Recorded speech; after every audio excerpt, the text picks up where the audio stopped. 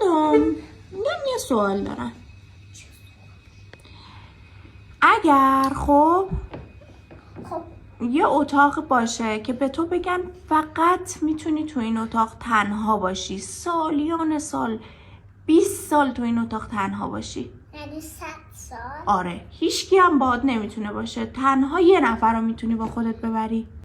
مامان. منو میبری؟ چرا؟ چون تو به نون و غذا میدی. چی؟ اینجا نگاه کن چی؟ به نون و غذا میدی، پنیر میدی، صبحونه میدی، آب میدی تا کم کم بزرگ میشن. بعد که بزرگ شدی با من چیکار میکنی؟